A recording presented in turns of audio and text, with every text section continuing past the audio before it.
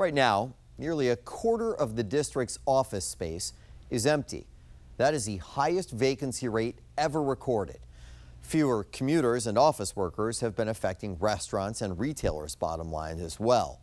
And the 7 News I-team found one of the biggest costs is still to come. All new at 11, investigative reporter Mitch Blocker found hundreds of millions of tax dollars at stake as prime D.C. real estate sells for deep discounts. As he reports, it's the cost of Americans being out of the office. You might be looking at the deals of the decade so far in D.C. real estate. 3 blocks from the White House, a renovated office building bought for $65 million, just sold for less than $18 million.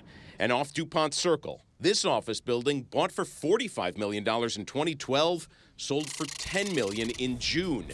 It's empty in there. We've been investigating the costs of the Capitol's empty offices. This building went from being $97 million in 2018 to $72 million today. Today, almost a quarter of the district's office space sits empty.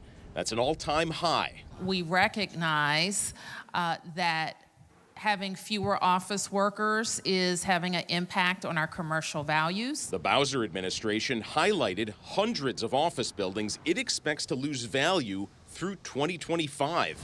They estimate the total loss will reach more than $12 billion. The Capitol's empty offices may create deals for new buyers, but they devastate the city's property tax base.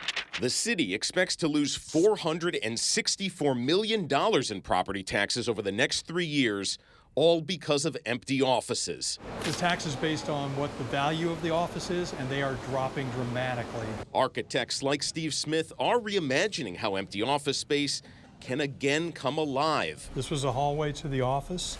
It backed up to the parking garage, as you can see now.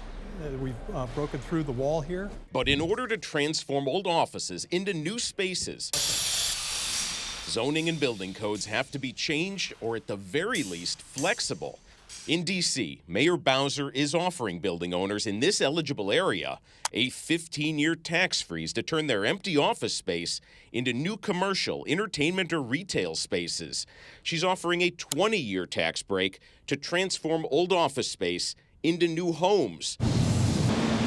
Those conversions take more than financial incentives. So it affects zoning and it affects building code.